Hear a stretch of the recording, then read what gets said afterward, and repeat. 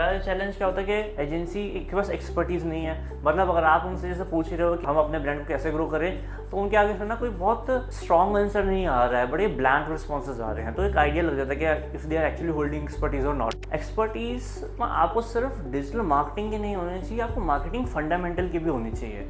You need to understand one thing कि if agency is telling you that there is some problem in your product, then you need to listen. Agency आपको कह रही है तो समझो कि product में प्रॉब्लम हो सकती है, वो बहानेबाजी नहीं है। आप एजेंसी को बोलते हो कि हमारा रिजल्ट क्यों नहीं आ रहा, तो आगे से क्या कहते हैं टाइम लगेगा। ये टाइम लगेगा तो बहुत ही कॉमन प्रॉब्लम है। आपके कोई क्वालिफाइड लेकिन बजट इशू आ रहा है लीड के साथ, तो उसका सोल्यूशन अलग होगा।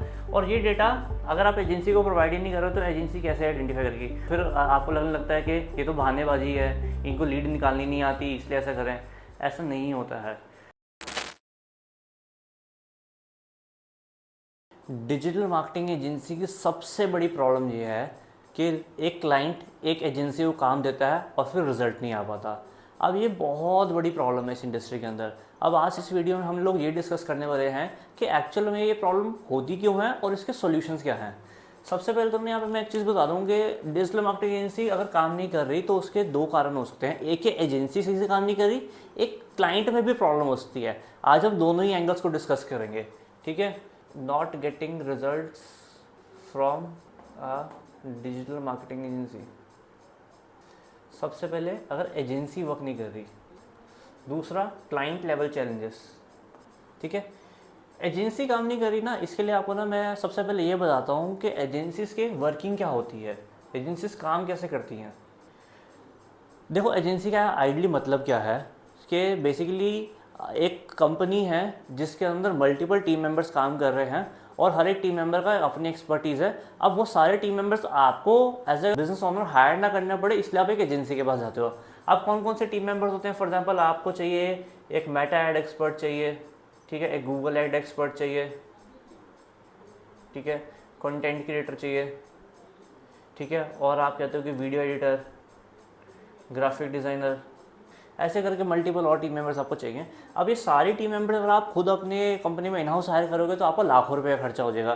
तो इसलिए आप क्या करते हैं कि एजेंसी के पास जाते हो, वो एजेंसी से ऑलरेडी टीम मेंबर्स होते हैं या एक्सपर्टीज़ होती हैं और वो आपको ये काम करके देते हैं। इससे आपकी दो चीज़ें होती हैं, एक आपको खुद वो एक्सपर्टीज़ होल्ड नहीं करनी पड़ती उस लेवल का काम करवाने के लिए, दूसरा आपकी कॉस्ट बचती है, ठीक है। अब यहाँ पे चैलेंजेस क्या होते हैं कि आप जिस भी एजेंसी के पास जा रहे हो तो क्या उसके पास ये सारे टीम मेंबर्स हैं, और अगर हैं तो क्या उन सारे टीम मेंबर्स के पास इतनी एक्सपर्टीज़ है कि वो अच्छे से काम कर सके। जो बहुत कॉमन चैलेंजेस मैं देखता हूँ ना कि लोग हमारे पास लेके आते हैं अगर उनकी एजेंसी काम नहीं कर रही, तो वो चैलेंजेस बताता हूँ क्या क्या है। अब पहला चैलेंज क्या होता है कि एजेंसी के पास एक्सपर्टीज़ नहीं है। मतलब अगर आप उनसे जैसे पूछ रहे हो कि हम अपने ब्रांड को कैसे ग्रो करें, तो उनके आगे से ना कोई बहुत स्ट्रॉन्ग आंसर नहीं आ रहा है, बड़े ब्लैंक रिस्पॉन्सेज आ रहे हैं। तो एक आइडिया लग जाता है कि if they are actually holding expertise और नॉट। दूसरा क्या है कि आप एजेंसी को बोलते हो कि हमारा रिजल्ट क्यों नहीं आ रहा, तो आगे से क्या कहते हैं टाइम लगेगा। ये टाइम लगेगा तो बहुत ही कॉमन प्रॉब्लम है। टाइम लगेगा इज़ नॉट अ प्रॉब्लम, कितना टाइम लगेगा और उस टाइम में कितना रिजल्ट हम टारगेट कर रहे हैं। ये नहीं कह रहा कि आप कमिटमेंट दो कि उतना रिजल्ट है, लेकिन एक आइडिया तो मिले कि हमारे इस महीने का प्लान ऑफ एक्शन क्या है, उसमें हमारा टारगेट क्या है। वो नहीं होता। कमिटमेंट इशू, एजेंसी ने काम स्टार्ट करने से पहले तो बोल दिया कि हम इतने लाख की सेल ला के दे देंगे या फिर इतना आरओएस ला के दे देंगे, लेकिन जब काम हो रहा है तो उतना आ नहीं पा रहा। अब कमिटमेंट के लिए देखो मैं ये भी कहता हूँ क्लाइंट को कि देखो कमिटमेंट अगर कोई दे रहा है ना तो वो झूठ है। डिजिटल मार्केटिंग में ना कमिटमेंट नहीं दी जाती, क्यों? क्योंकि उसमें ना अलग अलग तरह के बिजनेस के अलग अलग रिजल्ट्स होते हैं। अब बिना ऐड वगैरह रन करे, बिना काम करे ना ऐसे पता नहीं चलता कि कितना रिजल्ट आएगा। तो कमिटमेंट है तो बहुत स्ट्रॉन्ग चांसेस है कि झूठ है, ठीक है। और है कम्युनिकेशन इशू। कम्युनिकेशन इशूज़ में क्या होता है कि आप एजेंसी के किसी टीम मेंबर को कॉल कर रहे हो और फ़ोन नहीं उठा रहा, या कॉल बैक नहीं आ रहा है, बहुत लेट आ रहा है, ग्रुप्स में या व्हाट्सएप पर रिप्लाई नहीं है, तो कम्युनिकेशन इशूज़ हैं। अब ये दिक्कत होती क्या है, इसका भी ये है सोल्यूशन वर्किंग में। जैसे मैं हमेशा कहता हूँ कि कोई भी ऐसा बिजनेस होता है ना जिसको स्टार्ट करना जितना ज़्यादा आसान होता है ना, उसको चलाना उतना ही ज़्यादा मुश्किल होने वाला है। तो डिजिटल मार्केटिंग में ना उन्हीं एक बिजनेस में से क्या है, बहुत सारे ऐसे लोग हैं जिन्होंने सिर्फ कोई रैंडम कोर्स किया हुआ डिजिटल मार्केटिंग, उसके बाद एजेंसी ओपन करते हैं। क्योंकि ये ईजी बिजनेस है स्टार्ट करने के लिए। ईजी क्यों है? क्योंकि देखो आपको कहीं पे बैठ के लैपटॉप से आप एक डिजिटल मार्केटिंग काम कर सकते हो, ठीक है। That is why it is quite easy business. देखो एक डिजिटल मार्केटिंग कोर्स करके एक डिजिटल मार्केटिंग सीखना और डिजिटल मार्केटिंग सीख के एक एजेंसी रन करना एक बहुत डिफरेंट चीज़ें हैं। अगर आप as a freelancer digital marketing कर रहे हो, ठीक है, तो आपको वहाँ पे ना बेसिकली क्या है, बहुत सारे एजेंसी लेवल के चेंजेस नहीं फेस करने पड़ रहे। ठीक है।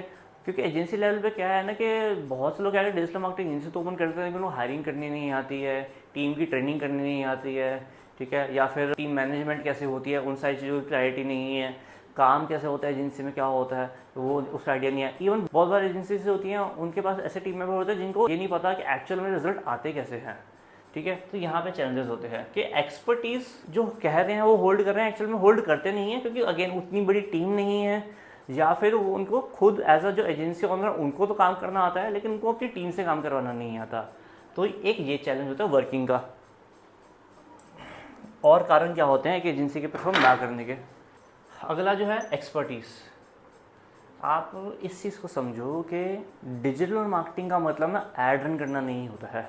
एक्सपर्टीज़ आपको सिर्फ डिजिटल मार्केटिंग की नहीं होनी चाहिए, आपको मार्केटिंग फंडामेंटल की भी होनी चाहिए। अगर कोई एक डिजिटल मार्केटर है जिसको मेटा ऐड रन करनी आती है, गूगल ऐड रन करनी आती है, तो इसका मतलब ये नहीं होगा बहुत अच्छा डिजिटल मार्केटर है।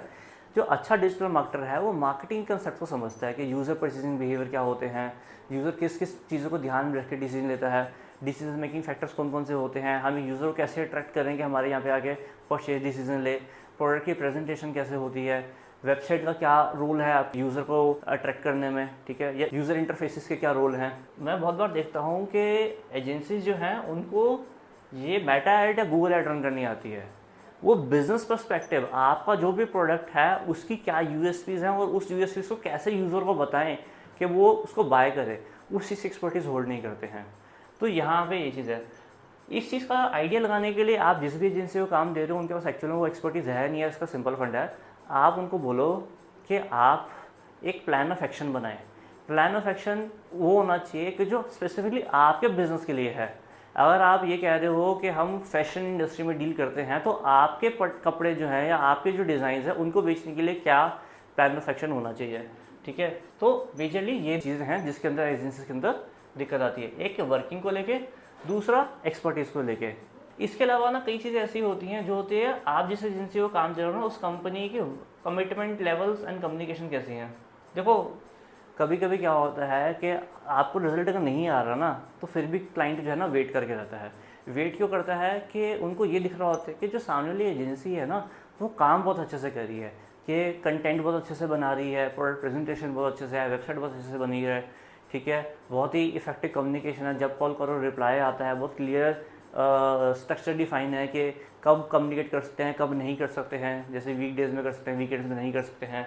तो इस केस में क्या होता है ना कि आप चलो एक आइडिया लगाते हो कि एजेंसी लेवल पे तो प्रॉब्लम नहीं है, बट अगर आपको एक कमिटमेंट लेवल या कम्युनिकेशन लेवल की दिक्कत आ रही है तो वो भी एक प्रॉब्लम है कि हाँ एजेंसी के शायद इंटरनल स्ट्रक्चर्स ठीक नहीं है, ठीक है, ये एजेंसी लेवल पे प्रॉब्लम है। अब आप इन चीज़ों के लिए क्या सोल्यूशन निकालते हो। वर्किंग के लिए क्या है उनके थोड़ा टीम का आइडिया लगाओ, कौन करना है कंपनी के अंदर, ठीक है, बाकी सारी चीज़ें। एक्सपर्टीज़ का क्या है मैंने बोला जैसे कि प्लान ऑफ एक्शन, उनको बोलो कि प्लान ऑफ एक्शन बनाए। कमिटमेंट एंड कम्युनिकेशन के अंदर क्या है ना कि देखो जैसे मैं अपने क्लाइंट्स को हमेशा बोल देता हूँ कि हमारी टीम जो है 9:30 से 6:30 अवेलेबल है, क्योंकि हमारे वर्किंग आवर्स हैं।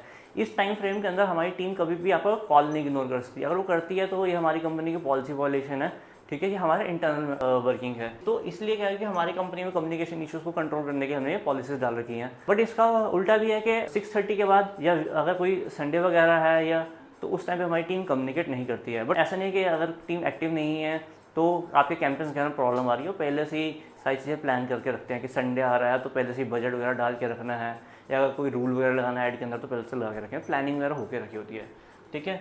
तो यहाँ पे आपको आइडिया लगाना है। और एक चीज़ ना और ध्यान, जब भी किसी एजेंसी को हायर करते हो ना तो ये मत सोच के चलना कि आपने बस किसी एजेंसी को काम दिया और आपका काम हो गया। Just hire an agency just like you are hiring an another employee in your company. आप किसी एम्प्लॉय को हायर करते हो तो क्या करते हो, सबसे पहले उसका इंटरव्यू लेते हो ना, ऐसे आपको एजेंसी का एक तरह से इंटरव्यू लेना है। अगर आप वो इंटरव्यू नहीं ले रहे, आप मल्टीपल क्वेश्चंस या सही क्वेश्चंस पूछ के आइडिया नहीं लगा रहे कि एजेंसी सही से काम करे नहीं करी, तो देखो वो आपकी गलती भी है। अभी मैं क्लाइंट वाले लेवल पे आके इन चीज़ों पे डिस्कशन करूँगा, ठीक है, बट वो आपकी गलती भी है। क्यों? क्योंकि देखो मैं स्काउट से इंटरनेशनल रन कर रहा हूँ और अगर मेरी कंपनी के अंदर कोई गलत एम्प्लॉय आता है या सही से काम नहीं करता तो एम्प्लॉय की गलती तो है ही, लेकिन एट द सेम टाइम ये भी कहता हूँ कि कहीं ना कहीं वो मेरी इनकैपेबिलिटी भी रही कि मैंने गलत एम्प्लॉय को हायर किया, ठीक है। तो इस चीज़ का भी देखो। अब आते हैं क्लाइंट लेवल पे। क्लाइंट लेवल पे जो सबसे बड़ी प्रॉब्लम होती है वो होती है एक्सपेक्टेशंस को लेके। एक्सपेक्टेशंस जैसे कभी कभी क्लाइंट आके मुझे बोलते हैं कि क्या गारंटी है कि आप हमारे को सेल ला के दे ही दोगे। इसका तो देखो मैं सिंपल सा जवाब यही देता हूँ कि गारंटी तो बिल्कुल नहीं है, गारंटी बिल्कुल नहीं है। और प्लस आप ये सवाल कर भी रहे हो कि गारंटी है, ये अपने आप में मुझे स्टुपिडिटी लगती है। अब उसका कारण बताता हूँ। देखो, एक जब बिज़नेस बनता है ना, तो उसके अंदर मल्टीपल डिपार्टमेंट्स होते हैं। आपके सेल्स डिपार्टमेंट है, मार्केटिंग है, ऑपरेशंस है, फाइनेंसेस है, एचआर है, अकाउंट्स है। उसके अलावा आपको टीम मैनेजमेंट वगैरह कैसे करनी है, ये सारी चीज़ों की नॉलेज होनी चाहिए। और एक डिजिटल मार्केटिंग एजेंसी करती है इन सारे डिपार्टमेंट्स में सिर्फ और सिर्फ मार्केटिंग डिपार्टमेंट का कंट्रोल अपने हाथ में रखती है, ठीक है। बाकी के सारे डिपार्टमेंट्स जो होते हैं ना, वो खुद देखने होते हैं। और अगर आप ये कहते हो कि एक डिपार्टमेंट के ऊपर काम करके वो एजेंसी मेरे पूरे बिजनेस की रिस्पॉन्सिबिलिटी उठा लें, तो ये एक्सपेक्टेशन गलत है। आपको इसे समझनी पड़ेगी कि that is just one department they are going to take care of. अब जैसे कई बार लोग मेरे पास आते हैं लीड जनरेशन के लिए, वो कहते हैं कि लीड जनरेट आप कर दोगे। हमने कहा हाँ, तो कहते हैं कि आप कहते हैं कॉलिंग करके सेल भी निकाल लोगे, ठीक है। और कभी कभी तो लोग इस कैसे कहते हैं, सर लीड आ ही रही है तो कॉल करके सेल ही तो निकालनी है, सेल ही तो निकालनी है। तो ऐसे बोलते हैं जैसे कि बहुत ही मतलब 2 मिनट का काम है। 10 गुना ज़्यादा मेहनत जो है ना सेल कन्वर्ट करने में लगती है, ठीक है। और सेल लेके आने के लिए आपके बहुत सारी चीज़ें ऑलरेडी कंपनी के अंदर होनी चाहिए, कॉलिंग टीम होनी चाहिए, CRMs होने चाहिए, there so many things that you have to work upon. तो आप सोच रहे हो कि डिजिटल मार्केटिंग कंपनी लीड ला के दे दी और सेल ला जाएगी, ऐसे नहीं होने वाला। सेम गोज भी D2C। अगर आपके प्रोडक्ट में वैल्यू नहीं है तो कोई भी एजेंसी के लिए ना रिजल्ट लाना पॉसिबल ही नहीं है, ठीक है। तो आपको क्या होता है कि लोग क्या एक्सपेक्ट करते हैं कि एजेंसी को काम दे दिया तो वहाँ से सेल आ जाएगी। But you have to understand one thing कि वो ऐड वगैरह तो रन कर देंगे, वेबसाइट पे काम, कंटेंट पे काम कर लेंगे, बट प्रोडक्ट वैल्यू को क्रिएट करना आपका काम है। जैसे बहुत ही हाई कॉम्पिटेटिव क्लाइंट्स में देखता हूँ कि कॉम्पिटिशन इतना ज़्यादा होता है, और मैं क्लाइंट से पूछता हूँ कि आप ऐसा क्या करोगे इस डिफ्रेंसिएशन फैक्टर क्रिएट कर सको, तो उनके पास उसका जवाब नहीं होता है। तो एक एक करके ना पॉइंट्स बताता हूँ, कॉमन पॉइंट्स क्या होते हैं। एक तो एक्सपेक्टेशन वाली चीज़ है, ठीक है। एक्सपेक्टेशन मतलब बेसिकली आपको रियलिस्टिक एक्सपेक्टेशन रखनी है, ठीक है। दूसरा क्या होता है, प्रोडक्ट वैल्यू। अब जैसे कुछ कॉमन इंडस्ट्रीज़ हैं, फैशन की हो गई, ज्वेलरी की हो गई, परफ्यूम की हो गई, ये कुछ ऐसे बिजनेसेस हैं ना जो बहुत ज़्यादा लोग कर रहे होते हैं, ठीक है। अब इस केस में क्या होता है ना कि आप एक प्रोडक्ट तो लेके आ गए, अब आप सोचते हो कि एजेंसी सेल ला के दे दे, और आपने खुद प्रोडक्ट के अंदर कोई इनोवेशन नहीं किया हुआ, तो you have to work a lot and a lot on the products. मेरे पास ऐसे ऐसे क्लाइंट हैं जो एक जॉब कर रहे होते हैं और साइड बाय साइड उन्होंने ये अपनी ई-कॉमर्स वेबसाइट बना के सेल जनरेट करनी चालू कर दी, और उसके बाद किसी एजेंसी को अप्रोच किया, एजेंसी वगैरह सेल नहीं आ रही, और एजेंसी अलग अलग तरह के कैंपेन्स, कंटेंट क्रिएशन, वेबसाइट में चेंज सब करके बैठ गया, लेकिन ROI इंक्रीज नहीं हो रहा। और अगर क्लाइंट को हल्का से बोल देंगे ना आपके प्रोडक्ट पैकेजिंग में प्रॉब्लम है या कॉस्टिंग ज़्यादा है, तो वो क्लाइंट एजेंसी को ब्लेम करना चालू करते हैं कि आपको काम करना नहीं आता, ठीक है, आपको सेल नहीं ला के दे पा रहे, XYZ। You need to understand one thing कि if agency is telling you that there is some problem in your product, then you need to listen। हर चीज़ बहानेबाजी नहीं होती है, हर बार एजेंसी ऐसा नहीं कर रही होती है कि जस्ट अपने आप को सेफ प्ले करने के लिए आपके प्रोडक्ट में प्रॉब्लम निकाल दी। क्योंकि आप जब तक एक्सेप्ट नहीं करोगे आपके प्रोडक्ट में प्रॉब्लम है ना, तब तक आप उसी से ग्रो नहीं कर पाओगे। एंड ऐसी और जितने भी अच्छे D2C ब्रांड्स होते हैं, जितने भी प्रोडक्ट्स हम जो आगे हिट होते हैं, उन सब के अंदर इनोवेशन होती है। ऐसा नहीं कि आपने कोई भी रैंडम प्रोडक्ट कहीं से भी उठाया, वो उठा के बेचना चालू कर दिया तो बिक जाएगा, ऐसा नहीं होता है। और you have to work a lot on the product packaging, cost कैसे कम करें उस प्रोडक्ट की, कंपटीशन कैसे बीट करें, डिफरेंशिएशन फैक्टर्स क्या हो सकते हैं, आपके लॉजिस्टिक्स के ऊपर आपको काम करना होता है कि चलो भाई जल्दी प्रोडक्ट डिलीवर RTO ना आए। You have to work a lot on के प्रोडक्ट के पैकेजिंग कैसे होनी चाहिए, डिज़ाइनिंग कैसे होनी चाहिए, वो और कैसे वो प्रोडक्ट ज़्यादा से ज़्यादा वैल्यू आपके कस्टमर्स को ऐड करके दे, ठीक है। प्रोडक्ट वैरायटी कितनी होनी चाहिए, प्रोडक्ट वैरायटी भी बड़ी प्रॉब्लम होती है कि कोई फैशन ब्रांड आएगा, 4 ड्रेसेस डाल दी और कहेंगे कि सेल ले आओ। अब एक बात बताओ, अगर आप खुद किसी स्टोर पे जा रहे हो, ठीक है, और उस स्टोर के अंदर सिर्फ 4 ही प्रोडक्ट हैं, तो क्या आप उस स्टोर से कुछ बाय करोगे? आप किसी ऑफलाइन स्टोर पे भी जाते हो तो उसके अंदर हज़ारों तरह के ड्रेसेस होती हैं, हज़ारों तरह के कपड़े होते हैं, उसमें से आप एक सिलेक्ट करते हो, और आप चाह रहे हो कि आपकी जो वेबसाइट है उसके ऊपर सिर्फ 4 प्रोडक्ट है और उसमें से सेल आ जाए, तो ये एक ना रियलिस्टिक एक्सपेक्टेशन नहीं है। तो आपको प्रोडक्ट वैल्यू पे काम करना पड़ेगा बहुत ज़्यादा। इसका मैं सिंपल फंडा ये बोलूँ कि आप अपने प्रोडक्ट को खुद कॉम्पिटिटर के प्रोडक्ट के सामने रखो, और फिर पूछो अपने आप से कि क्या ये प्रोडक्ट उतनी वैल्यू दे रहा है जितने आपके कॉम्पिटिटर्स दे रहे हैं, हाँ या ना। So you have to work a lot on the product value. एक जो पॉइंट है वो मैं कहता हूँ कि ये लीड जनरेशन वाले के लिए है, सिर्फ लीड जनरेशन अगर आप करवा रहे हो किसी एजेंसी से। Lead status management, lead status management का मतलब ये है कि अगर एक एजेंसी को आप जाए कहते हो कि हमारी लीड क्वालिफाइड नहीं है, तो एजेंसी को डेटा चाहिए होता है, कितनी लीड्स प्रोवाइड करी, कितने उसमें से नॉन क्वालिफाइड थे, कितने नॉट इंटरेस्टेड थे, कितने लोगों ने फ़ोन नहीं उठाया, कितने क्वालिफाइड थे, और जो नॉन क्वालिफाइड है वो आगे से बोल क्या रहे हैं कि कई बार लीड आ कहती है कि हमने तो इंक्वायरी नहीं किया। कभी कभी बात कर रहा है शायद बहुत ही अनएजुकेटेड बंदा है। कभी कभी होता है कि लोग इंटरेस्टेड तो होते हैं लेकिन ना वो हमें अफोर्ड नहीं कर सकते, ठीक है, या हमारी सर्विस हम उनको डिलीवरी नहीं कर सकते, ठीक है। तो इसमें एग्जैक्टली दिक्कत कहाँ आ रही है, तो वो हमें आइडेंटिफाई करना होता है।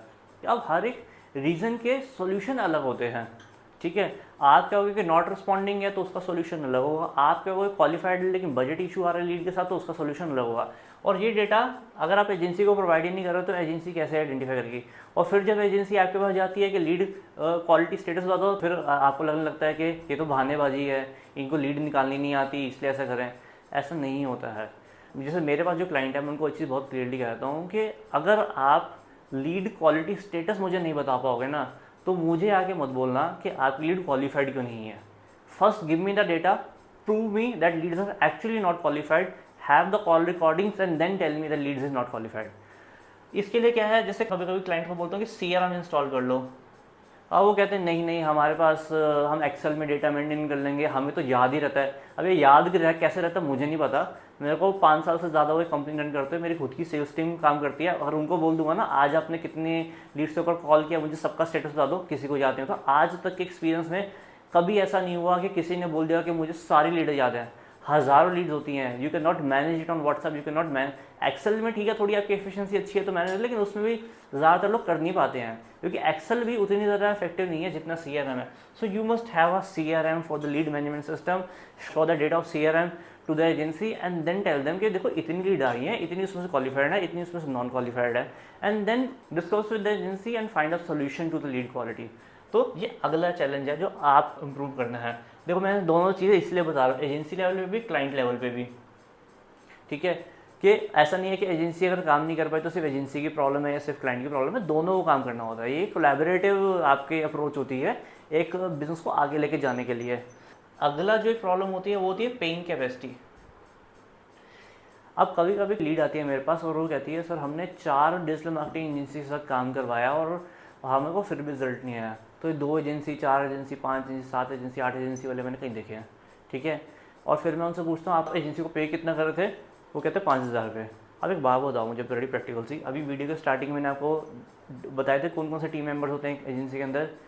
एक टीम मेंबर की सैलरी का आइडिया लेवल है, एक्सपर्टीज होल्ड करता होगा, ना करते 20-25 हज़ार, 40,000 50,000 रुपये चार्ज करता होगा, राइट। सिर्फ 5,000 रुपये में वो सारी टीम कैसे आ सकती है। Basically you are choosing a cheaper option. आप ये मान के चलो सर डिजिटल मार्केटिंग महंगी ही है। कभी कभी लोग आके मुझे बोल देते हैं सर आप तो बहुत ज़्यादा पैसा चार्ज करते हो, तो मैं ये नहीं उनको बोलूँगा नहीं नहीं सर इतना ही होता है, मैं बड़ा क्लियर हूँ हाँ सर महंगा ही चार्ज करते हैं। क्यों? If you understand the cost that agency have to invest to hire a good qualified team, वो इतनी ज़्यादा कॉस्ट होती है कि 5-10 हज़ार में काम नहीं होता, ठीक है। इतना ज़रूर होता है कभी कभी एक डिसेंट अमाउंट लेके प्रोजेक्ट स्टार्ट कर दिया और उसमें जब सेल आ जाती है या रिजल्ट आ जाते हैं तो हम अपना जो एक एक्चुअल एजेंसी अमाउंट है वो चार्ज करते हैं जिस प्रोडक्ट टेस्टिंग या बस just to show our workings, ठीक है, कि हम काम कैसे कर रहे हैं।